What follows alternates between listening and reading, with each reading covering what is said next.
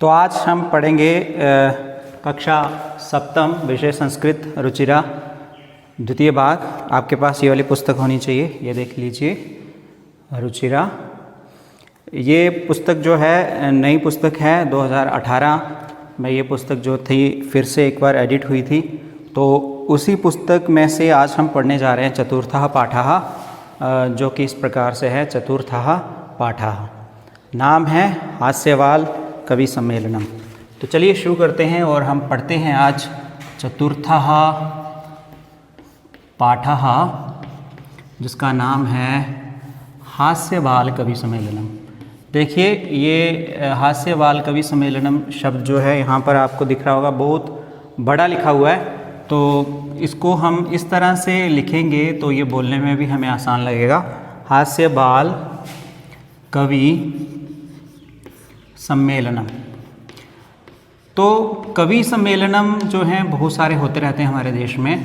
वैसा ही एक ये काव्य सम्मेलन है, एक कवियों का सम्मेलन है, जो पोइट रहते हैं उनका एक सम्मेलन है। सम्मेलन मतलब वो सब लोग मिलकर के हमारा मनोरंजन करने के लिए आ रहे हैं। जैसे आजकल आप देखते होंगे कपिल शर्मा का शो, जो एक लाफ्टर शो है, वैसा ही पहले क्या होते थे, कवि सम्मेलन होते थे। तो हास्य होता है हंसाने वाले, बाल हो गया बच्चे, ठीक है, कवि बाल कवि हो गए, बच्चे कवि, और सम्मेलन हो गया एक जगह पर इकट्ठे होना। तो ये सबसे पहले यहाँ लिखा रहेगा, आपने देखा होगा यहाँ लिखा है विविध। विविध मतलब बहुत सारे अलग अलग वेशभूषाधारिणः। वेश क्या होता है, जो हमने पहना होता है ड्रेस, और वेशभूषा भी उसी को ही कहते हैं, वेशभूषा, ठीक है। वेशभूषाधारिणः, वेशभूषाधारिणः मतलब अलग अलग वेशभूषा धारण किए हुए। चत्वारः बालकवयः, कति बालकवयः, चत्वारः। चत्वारः मतलब चार, ठीक है, चार बालकवयः। बालकवयः मतलब बाल कवि, छोटे बच्चे, बाल कवयः,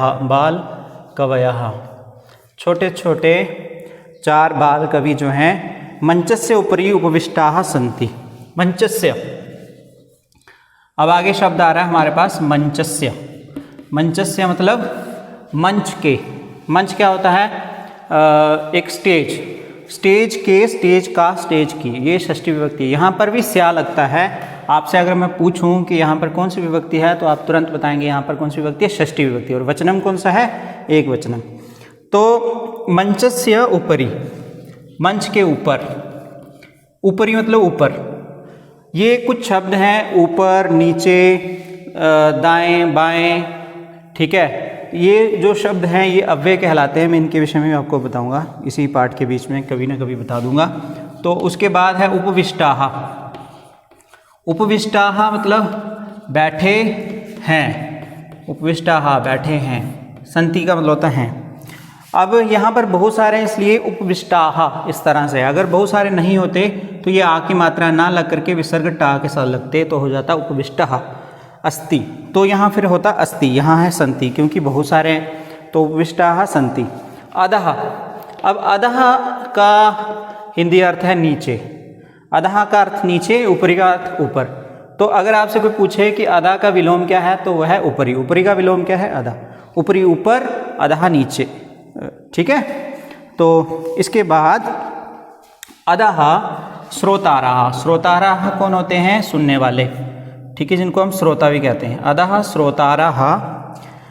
अब श्रोतारः होते हैं सुनने वाले। देखने वाले कौन होते हैं, दर्शकः। श्रोतारः। हास्य कविता, हास्य कविता, हास्य कविता। श्रोतारः जो हैं वो हास्य कविता श्रवणाय, सुनने को। श्रवणाय मतलब सुनने को या सुनने के लिए। यहाँ पर चतुर्थी विभक्ति है। यहाँ पर आय लगता है, वहाँ चतुर्थी विभक्ति होती है, और यहाँ पर स्या लगता है, वहाँ पर षष्ठी विभक्ति होती है। चतुर्थी, कर्ता ने कर्म को करण से संप्रदान के लिए। तो सुनने के लिए भी हम बोल सकते हैं, या सुनने को। उत्सुकाः, उत्सुकाः मतलब एक्साइटेड। उत्सुकाः, उत्सुकाः, ठीक है, बहुत सारे हैं इसलिए उत्सुकाः सन्ति, उत्सुक हैं। अगर एक होता तो उत्सुकः। तो कोलाहलम च कुर्वन्ति, कोलाहल क्या होता है? शोर। कोलाहलम च कुर्वन्ति, कोलाहलम, कोलाहलम च कुर्वन्ति, शोर कर रहे हैं, बहुत ज़्यादा शोर कर रहे हैं। जब भी कोई प्रोग्राम होता है उससे पहले आप देखते ही हैं बहुत सारा शोर होता है। हमारे घरों में भी प्रोग्राम होता है तो लोगों में एक्साइटमेंट रहती है। जब कोई डांस शो होगा या कोई म्यूज़िक शो होगा तो एक्साइटमेंट रहती है। उसी तरह से इस चित्र में भी आप देख सकते हैं, आपके पास बुक होगी ना, आप बुक में देख लीजिए। इस चित्र में आपको दिख रहा है कि यहाँ पर कुछ लोग जो हैं वो एक्साइटेड हैं सुनने के लिए। तो चलिए आगे बढ़ते हैं।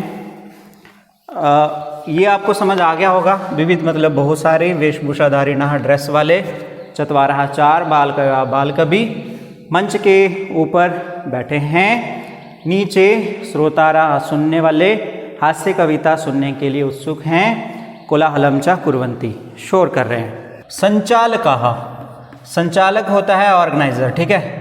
अब यहाँ पर कुछ कन्वर्सेशन है, वार्तालाप है। तो सबसे पहले जो संचालकः है, जो ऑर्गेनाइजर है, वो क्या कह रहा है? वो कह रहा है अलम, अलम कोलाहलेना, अलम कोला, कोला हलेना, कोको कोला जैसा ही लिखा है ना, अलम कोलाहलेना। कोलाहलेना मतलब कोलाहल कहते हैं शोर को, और कोलाहल को बंद कीजिए या चुप कीजिए, सब शांति से बैठिए, इस तरह का इसका मतलब है, अलम कोलाहलेना। तो यहाँ पर भी अलम का प्रयोग किया जाता है, वहाँ पर तृतीय विभक्ति होती है। यहाँ पर कौन सी विभक्ति है? तृतीय विभक्ति। बालक शब्द पढ़ा आपने, बालकः बालकौ बालकाः, बालकम बालकौ बालकान, बालकेन बालकाभ्याम बालकैः। बालकेन तृतीय विभक्ति एक वचन में आता है ना, वैसे ही है कोलाहलेना। अलम कोलाहलेना अर्थात शोर बंद कीजिए, सभी शांति से बैठिए। तो उसके बाद है अद्य। अद्य का मतलब होता है आज। आज भी एक अव्यय है, ठीक है। अद्य आज, कल को कहते हैं संस्कृत में श्वः। तो मैं यहाँ लिख रहा हूँ कल को क्या कहते हैं? कल को कहते हैं श्वः। अद्य हो गया आज, श्वः हो गया कल। अद्य परम, परम का मतलब होता है बहुत, बहुत ज़्यादा, है ना। आज बहुत हर्षस्य, हर्षस्य मतलब खुशी का, खुशी का। यहाँ पर भी षष्ठी विभक्ति है। अद्य परम हर्षस्य, आज बहुत खुशी का अवसरः, अवसरः मतलब कार्यक्रम या मौका, ठीक है। अवसरः यत्, की, यहाँ पर यत् का मतलब होता है की। अस्मिन् कवि सम्मेलने, अस्मिन् मतलब इस, अस्मिन् कवि सम्मेलने मतलब हो गया इस, अस्मिन् ये हलंत है, अस्मिन् कवि सम्मेलने, कवि सम्मेलने, सम्मेलने, अस्मिन् कवि सम्मेलने। अवसरः यत् अस्मिन् कवि सम्मेलने, आज परम हर्ष का दिन है या अवसर है जब इस कवि सम्मेलन में।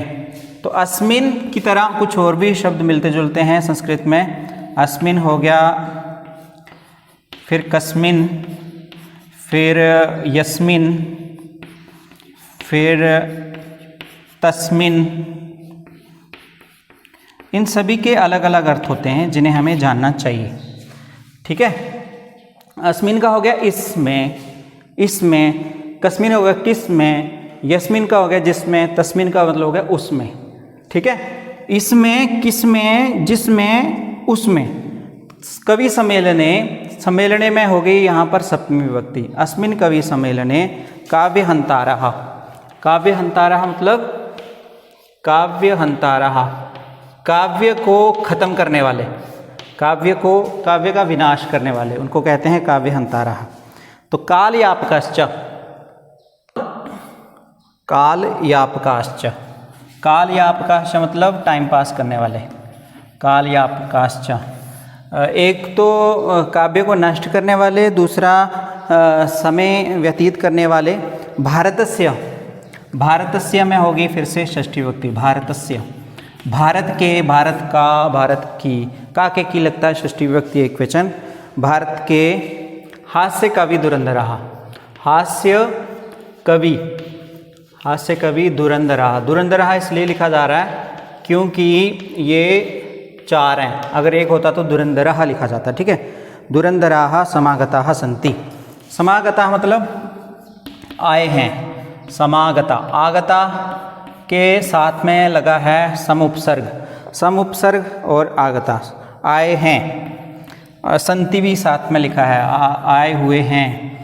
ऐसे कवि आए हुए हैं जो कवि के कविता को नष्ट करने वाले और समय को बर्बाद करने वाले ऐसे कवि आए हुए हैं। तो एही, एही का मतलब होता है चलिए, एही करतल ध्वनिना, करतल ध्वनिना, करतल ध्वनिना, चलिए। कर किसको कहते हैं? हाथों को, ठीक है। तल क्या हो गया? हाथों की तलियां। चलिए हाथों की तालियों से वयम एतेषाम स्वागतम कुर्मः। वयम मतलब हम सब, एतेषाम इनका, एतेषाम, एतेषाम में जो है वो एतत् शब्द रूप है और षष्ठी विभक्ति बहुवचन में आप देखेंगे इसको, एतेषाम स्वागतम कुर्मः, हम सब इनका स्वागत करते हैं। स्वागतम कुर्मः। कुर्मः, कुर्मः कहाँ से आया शब्द?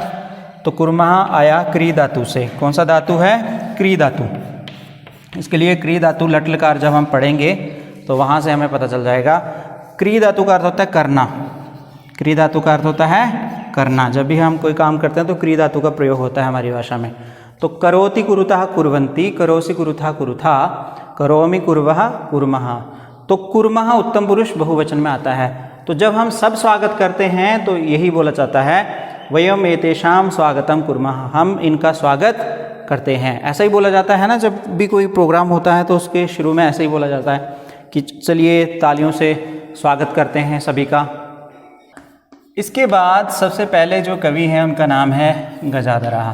तो मैं आपको सबसे पहले बता दूं जो कवि हैं उनके नाम क्या हैं। एक हैं गजाधरः और दूसरे हैं कालांतकः, दूसरे का नाम है कालांतकः, और जो तीसरे हैं उनका नाम है तुंदिलः, और जो हैं हमारे पास चौथे उनका नाम है चार्वाकः। ये 4 कवि हैं, 4 बाल कवि हैं जिनके अलग अलग नाम हैं। एक हैं गजाधरः। तो सबसे पहले जो गजाधरः हैं वो कोई अपनी बात रखना चाहते हैं तो वो सबसे पहले क्या कहते हैं? सर्वेभ्यो रसिकेभ्यो नमो नमः। क्या कहते हैं? सर्वेभ्यो, सर्वेभ्यो रसिकेभ्यो नमो नमः। सॉरी, अरसिकेभ्यो, अरसिकेभ्यो, ठीक है। अरसिके, अरसिकेभ्यो नमो नमः। यहाँ पर एक एस बना हुआ दिखेगा आपको सर्वेभ्यो के आगे ना, ऐसे एस, उसका मतलब आ ही है, ठीक है। एक तो होते हैं रसिक, रसिक होते हैं जो रुचि लेने वाले होते हैं किसी चीज़ में, और अरसिक हो गए जो किसी चीज़ में रुचि लेने वाले नहीं हैं, बस यूं ही टाइम पास करने के लिए आए हुए हैं। तो ये लिखा है सभी ऐसे अरुचि लेने वाले लोगों को नमस्कार है, ऐसे निठल्ले लोगों को नमस्कार है, नमो नमः, क्योंकि वो मनोरंजन करने के लिए आए हैं तो इसलिए इन शब्दों का प्रयोग कर रहे हैं। तो प्रथमम, प्रथमा मतलब सबसे पहले, तावद, तो तावद का मतलब हो गया तो, अहम आधुनिकम, अहम आधुनिकम वैद्यम,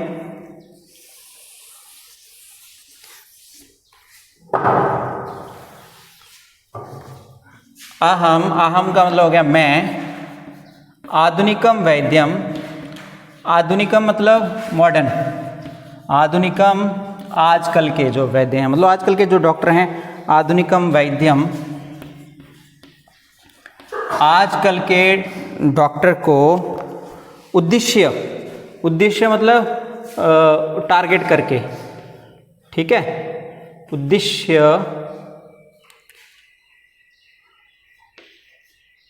उद्देश्य काव्यम श्रावयामि, कविता सुनाता हूँ। आजकल के जो डॉक्टर हैं उनको टारगेट करके मैं कविता सुनाता हूँ। ये उनका एक कविता है जिसको हम लोग क्या कहते हैं, हम इसको शेर भी कह सकते हैं, जैसे उर्दू में शेर कहते हैं ना, वैसे एक शेर है यहाँ पर जो संस्कृत में है। वो क्या है? वो है इस प्रकार से, वैद्यराज नमस्तुभ्यम, वैद्य, वैद्यराज, ठीक है, राजाओं में जो वैद्य मतलब बहुत उत्तम कोटि का डॉक्टर, वैद्यराज। वैद्यराज के आगे संबोधन वाला चिन्ह है जो हमें मीनिंग के समय इसका पता लगेगा। नमः तुभ्यम, नमस्तुभ्यम, ठीक है। यमराज सहोदरा, यमराज, यमराज आपने सुना ही होगा शब्द, यमराज सहोदरा। सहोदरा मतलब सह उदर, उदर कहते हैं पेट को, जो एक ही पेट से जन्म लेने वाला कोई दूसरा बच्चा रहता है उसे सहोदर कहते हैं। फिर यमस्तु हरति प्राणान, यमस्तु हरति प्राणान, हरति प्राणान, प्राणान, यमस्तु हरति प्राणान। वैद्यः, वैद्यः प्राणान धनानि च, वैद्यः प्राणान धनानि च, धनानि च। तो थोड़ा सा आगे जा सकता है बेशक। इसका अभी आपको अर्थ बताने जा रहा हूँ। इसका अर्थ इस तरह से है कि तुभ्यम नमः वैद्यराज, यहाँ से ये है ना तुभ्यम, तुभ्यम मतलब आपको या तुमको, तुभ्यम नमः वैद्यराज। तुभ्यम चतुर्थी विभक्ति एक वचन में बनता है, युष्मत शब्द रूप आप जब पढ़ेंगे वहाँ लिखा है तुभ्यम नमः वैद्यराज, हे वैद्यराज आपको नमस्कार है। आप यमराज के सगे भाई हैं, सहोदर मतलब सगे भाई हैं, आप यमराज के सगे भाई हैं। यमस्तु हरति प्राणान, जो यम है, जो यमराज जी हैं वो तो हरति, हरते हैं, हरते मतलब चुरा के ले जाते हैं, प्राणान प्राणों को। वैद्य प्राणान धनानि च, आप उनसे भी एक कदम आगे रह करके आप प्राणों को भी हर लेते हैं और धन को भी हर लेते हैं। ये चा दिख रहा है ना, इसका अर्थ है और, प्राणान धनानि च, प्राण और धन। और में आपको दिख रहा होगा, हिंदी में बीच में बोल रहा हूँ, लेकिन संस्कृत में और जो है बाद में लिखा रहता है, प्राणान धनानि च, ठीक है, ये भी अव्यय है चा। ब्रैकेट में लिखा है सर्वे सभी उच्चैहि, सर्वे उच्चैहि हसन्ति। हस धातु लट्लकार प्रथम पुरुष बहुवचन में आएगा हसन्ति। सर्वे उच्चैहि हसन्ति, सभी जोर से हंसते हैं। अब ये उच्चई है, अगर कोई धीरे से हंसेगा तो उसको कहेंगे निच्चैहि, सभी धीरे से हंसते हैं, लेकिन यहाँ पर जोर से हंस रहे हैं। सर्वे उच्चैहि हसन्ति, क्योंकि बात ही कुछ ऐसी कही कि हे यमराज के भाई आपको नमस्कार है। डॉक्टर के लिए ये बहुत अच्छा एक शेर था, एक बहुत अच्छा चुटकुला टाइप का था जिसमें हमें सुनने में मज़ा आया। अब उसके बाद कालांतक की बारी आती है, ठीक है। मैंने आपको पहले ही बताया था, कुछ और लोग भी हैं जो अपनी कविताएं बोलेंगे। ये हैं कालांतक। ये क्या कहते हैं, अरे अरे वैद्यास्तु सर्वत्र, वैद्य अस्तु सर्वत्र, वैद्यास्तु, वैद्यास्तु है, वैद्यास्तु मतलब वैद्य तो सर्वत्र मतलब सभी जगह, ठीक है। वैद्य तो सभी जगह हैं, परंतु लेकिन ना ते, ते मतलब वे सब, ना ते मादृशाः कुशलाः, ना ते मादृशाः, मादृशाः कुशलाः, वो मेरे जैसे कुशल, मेरे जैसे कुशल वैद्य जैसे नहीं हैं। ना ते मादृशा, मादृशा मतलब मेरे जैसे, कुशलाः मतलब एकदम स्किल्ड। जनसंख्या निवारण, जनसंख्या खत्म करने वालों में से हैं वो, ठीक है। वो मेरे जैसे डॉक्टर, जो मैं बताने जा रहा हूँ वैसा डॉक्टर जो है वो आपने कभी देखा भी नहीं होगा। तो इस तरह से हैं वो। कैसे डॉक्टर हैं, क्या विशेषता है उनकी, तो जनसंख्या निवारण है, जनसंख्या को कम करने वाले हैं। ममापि काव्यम इदम शृण्वन्तु भवन्तः, ममापि, ममापि मतलब मेरा भी, ममापि, ममापि की अगर हम लोग विच्छेद करें तो इस तरह से होगा, मम प्लस अपि, तो यहाँ पर दीर्घ संधि हो जाती है, बन जाता है ममापि। मम मतलब मेरा, अपि मेरा भी, काव्यम, काव्य मतलब कविता, इदम शृण्वन्तु भवन्तः, इदम मतलब अब, शृण्वन्तु, शृण्वन्तु में कौन सा लकार है, लोट लकार, ठीक है। शृण्वन्तु भवन्तः। मेरा भी एक काव्य है, वो आप सब लोग सुनिए। तो इसके बाद मैं आपको बताऊंगा वो कौन सा काव्य है। अगर आप हमारे चैनल पे नए हैं तो चैनल को सब्सक्राइब करना ना भूलना, चैनल सब्सक्राइब कर लेना। इसी प्रकार की और भी चैनल्स की वीडियो आप देखेंगे। तो इनका जो अब कालांतक का जो एक चुटकुला है वो यहाँ मैं लिख रहा हूँ, कविता के रूप में है। चिताम प्रज्वलिताम, चिताम प्रज्वलिताम दृष्ट्वा, चिता को देखकर वैद्यो विस्मया आगतः। वैद्य मतलब डॉक्टर, वैद्यो विस्मयम आगतः। विस्मयम होता है आश्चर्यम, विस्मयम, ठीक है, विस्मयम आगतः। मैं यहाँ पर इसका विच्छेद करके लिख रहा हूँ, बुक में कुछ अलग तरीके से लिखा है। चिताम प्रज्वलिताम दृष्ट्वा वैद्यो विस्मयम आगतः नाहं गतो न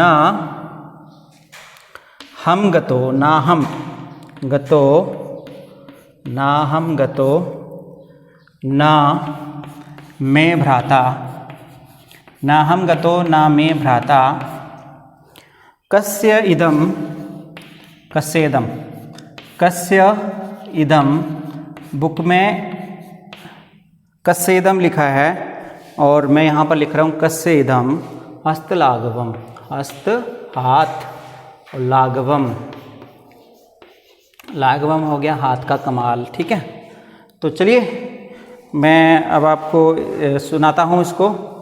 चिताम प्रज्वलिताम दृष्ट्वा, चिता को जलते हुए देख करके वैद्यो डॉक्टर विस्मयम आगतः, आश्चर्य में डूब गया। देखो एक डॉक्टर जो है वो रास्ते से जा रहा है और उसने अचानक से किसी नदी के किनारे या कहीं पर भी उसने चिता को जलते हुए देख लिया, ऐसा भाव है।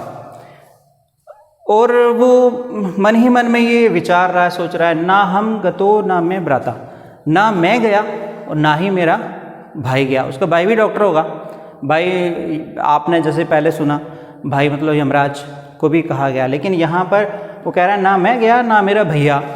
तो कस्य, किसके इदम हस्तलाघवम, किसके हाथ का ये कमाल है, किसके हाथ का ये कमाल है कि किसने इसको ये ख़त्म कर दिया। मतलब कि हमारे से भी कुशल डॉक्टर हैं जो इंसानों के प्राणों को हर लेते हैं। तो बहुत सुंदर था ये।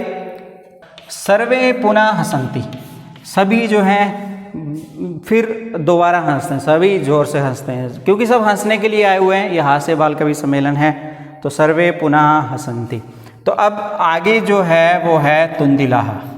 तुंदिलाहा ये एक अलग नाम है। अब इनका क्या चुटकुला रहेगा वो हम सुनेंगे। सबसे पहले तो ये अपने यहाँ लिखा है तुंदस्य उपरि हस्तम आवर्तयन, तुंदस्य उपरि हस्तम आवर्तयन, इसका मतलब है अपनी तोंद के ऊपर हाथ घुमाते हुए, ठीक है। तुंदस्य उपरि हस्तम आवर्तयन, तो कहता है तुंदिलो, या इसको हम इस तरह से बोलेंगे तुंदिलाहा अहम, तुंदिलाहम भो अहम तुंदिलाहा, अर्थात अरे मैं पेटू हूँ, मैं तुंदिल हूँ। तोंद जिसकी बड़ी होती है उसको तुंदिल कहते हैं संस्कृत में, ठीक है। जिसका जो पेटू रहता है, जो जिसका पेट ऐसे बाहर निकला होता है। भो तुंदिलो हम, मैं तुंदिल हूँ। तो ममापि इदम काव्यम श्रूयताम, यहाँ भी वैसी ही पंक्तियाँ लिखी हुई हैं। ममापि इदम काव्यम श्रूयताम, मेरा भी ये काव्य सुनिए, आप लोग मेरा भी ये काव्य सुनिए। तो जीवने धार्यताम च, और जीवन में धारण भी करें। जीवने धार्यताम च, जीवन में धारण भी करें। तुंदिल का ये वाला जो श्लोक है उसे देख लीजिए। परान्नम प्राप्य दुर्बुद्धे, परान्नम प्राप्य दुर्बुद्धे, दुर्बुद्धे अगर इसका विलोम होता तो सद्बुद्धे होना था ना, तो यहाँ है दुर्बुद्धे। परान्नम प्राप्य दुर्बुद्धे।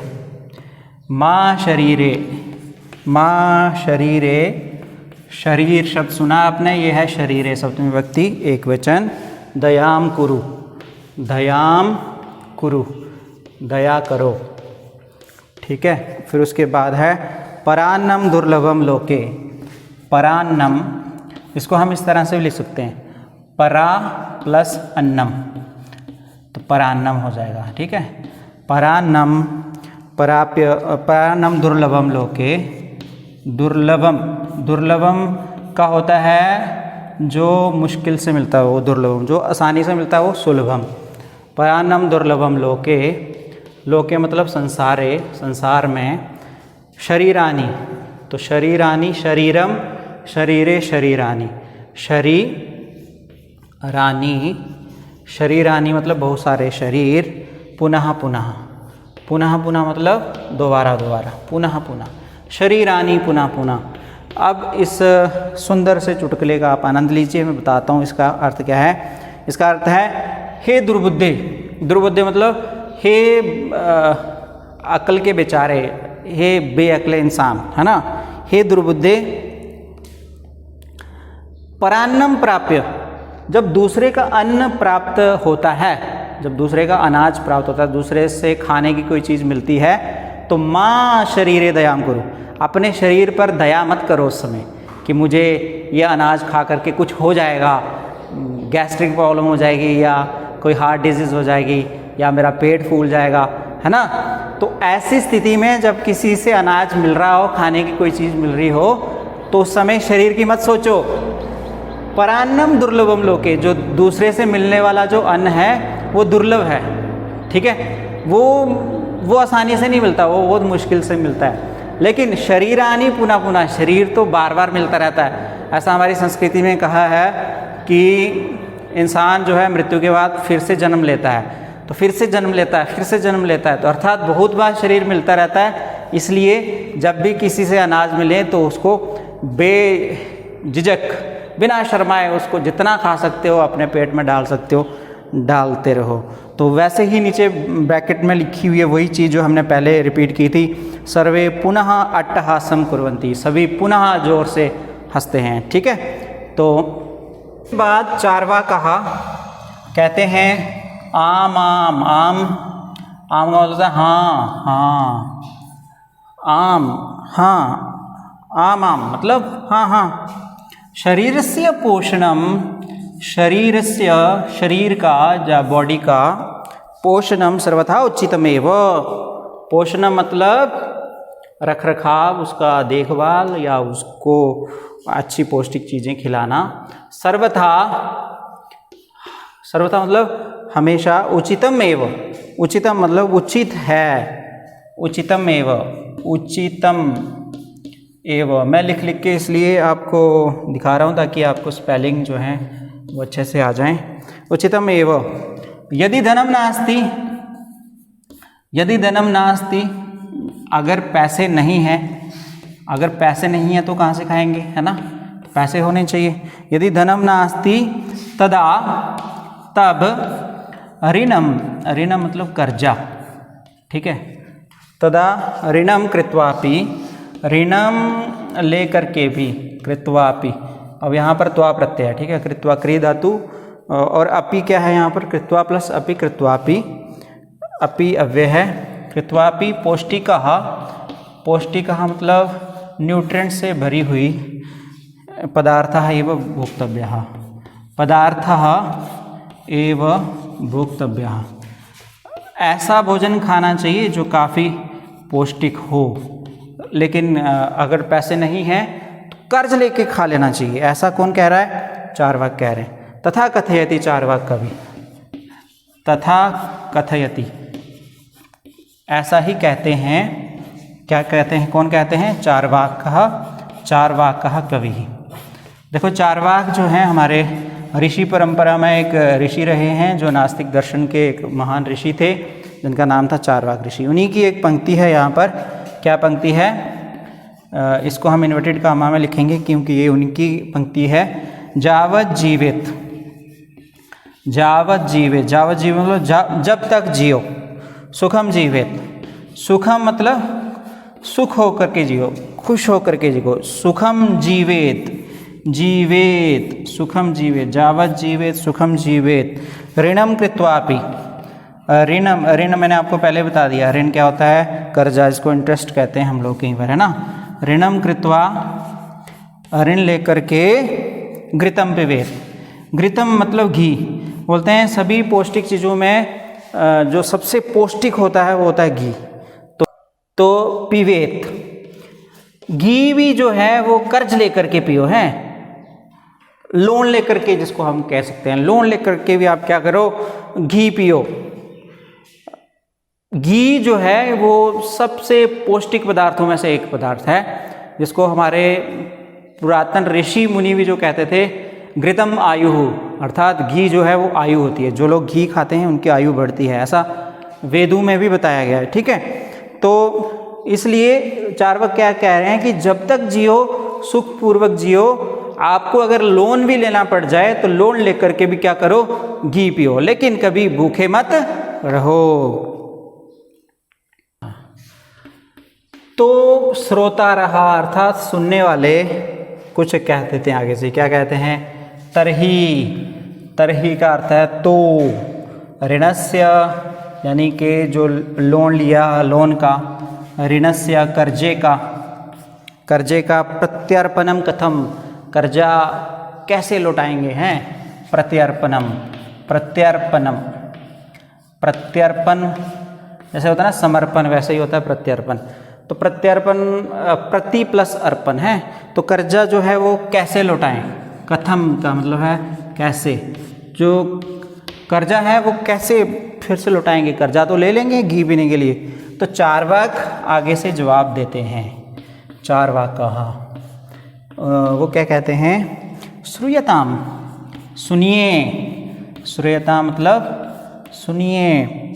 मम अवशिष्टम काव्यम, मम मतलब मेरा, मेरे, मेरे काव्य का अवशिष्ट, अवशिष्ट मतलब जो शेष है वो भी सुन लीजिए। अवशिष्टम, अवशिष्टम काव्यम, अवशिष्टम काव्यम, मेरा जो अभी मैंने काव्य सुनाया उसका शेष जो है वो भी सुन लो। आगे वाली पंक्ति में सुन लो। क्यों? क्या पंक्तियां हैं? घृतम पीत्वा, घृतम पीत्वा श्रमम कृत्वा, घृतम पीत्वा श्रमम कृत्वा। घी, घी पी कर के, श्रम होता है मेहनत, काम। श्रमम कृत्वा काम करके, घी पी करके, काम करके। ऋणम जो लोन है, प्रत्यर्पयेत जनः, प्रत्यर्पयेत जनः, प्रत्यर्पयेत जनः। इसका अर्थ हुआ घी पी करके, काम करके लोन जो है वो लोगों को वापस दे दो। कितना सिंपल सा तरीका है। अगर हम घी पी करके काम करते हैं तो उससे हमारी बॉडी जो है वो और ज़्यादा हेल्थी हो जाते हैं हम। इसलिए घी खाने के बाद कहते हैं कि काम करके पसीना निकालना चाहिए। उससे जो घी है वो पचने में बहुत सुलभ होता है।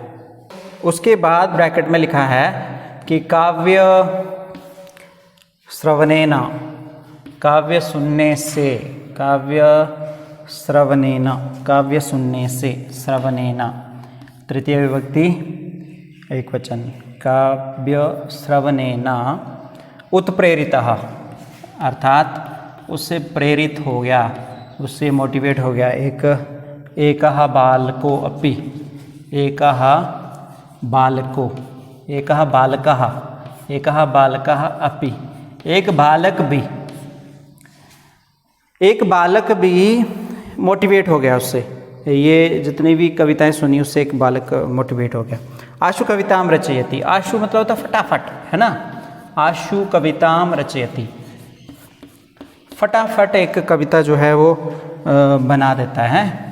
रचयति मतलब बनाता है। रचयति, रचयता, रचयन्ति, बनाता एक है इसलिए रचयति। हासपूर्वकम च श्रावयति, और हंसते हुए, हासपूर्वक हंसते हुए च श्रावयति, च श्रावयति सुनाता है। तो यहाँ पर श्रावयति एक वचन है, प्रथम पुरुष एक वचन, श्रावयति, श्रावयता, श्रावयन्ति। इस तरह से ये भी एक धातु का ही रूप है, क्रिया का रूप है। तो बालकः, बालक कहता है श्रूयताम, श्रूयताम भो, श्रूयताम सुनिए, सुनिए, 2 बार कहता है सुनिए सुनिए, श्रूयताम भो। भो जो है संस्कृत में अरे के लिए प्रयोग होता है, अरे सुनिए सुनिए। ममापि काव्यम, मेरा भी काव्य सुनिए, ममापि काव्यम, मेरा भी काव्य सुनिए। मेरा भी एक चुटकुला है जो मैंने श्लोकों में लिखा हुआ, वो सुनिए। क्या कहते हैं वो इस तरह से कहते हैं, गजाधरम, गजाधरम मतलब जो कवि की बात हो रही थी वह कवि है ना, गजाधरम कविम चैव, गजाधरम कविम चैव, चा इव चैव, गजाधरम कविम चैव तुंदिलम भोज्य लोलुपम, तुंदिलम, तुंदिलम भोज्य लोलुपम, भोज्य लोलुपम, लोलुपम। उसी तरह से कालांतकम, कालांतकम, कालांतकम तथा वैद्यम, तथा वैद्यम, कालांतकम तथा वैद्यम, चार्वाकम च नमाम्यहम्, चार्वाकम, चार्वाकम च नमामि अहम, नमामि मतलब नमस्कार करता हूँ, अहम मतलब मैं नमस्कार करता हूँ। ये एक ही छोटा सा बच्चा है जो है, जब ये लाफ्टर शो देख रहा था तो उसने एक फटाफट में एक ऐसा श्लोक बना लिया।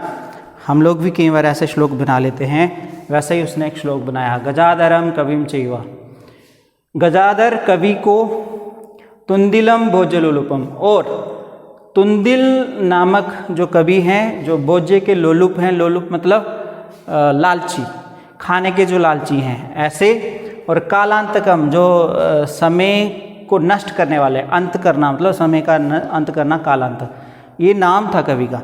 और कालांतकम तथा वैद्यम, कालांतक और वैद्य, चार्वाकम च नमाम्यहम्, और चार्वाक को मेरा नमस्कार है।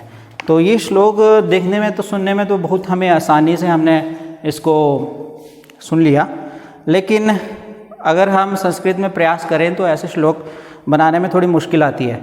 आप भी कोशिश कीजिएगा, इसी प्रकार से श्लोक बनाने की कोशिश करें आप भी घर में।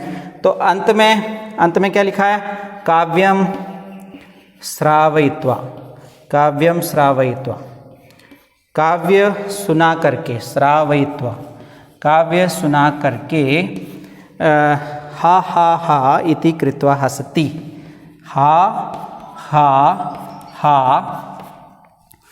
इति कृत्वा हसति, हा हा इति कृत्वा हसति, हा हा ये करके सब क्या करते हैं, हंसती। ये खुद ही हंस रहा है, सब नहीं हंसते।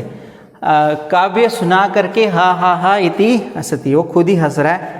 अन्य चापि हसंती, अब उसके बाद में लिखा है अन्य और, चा अपि हसंती, अन्य भी हंसते हैं, अन्य चा अपि हसंती, बाकी वाले भी सब हंसते हैं। अब यहाँ देखो हसंती आया, हसंती इसलिए आया क्योंकि ये बहुत सारे, जब वो अकेला था तो हंसती।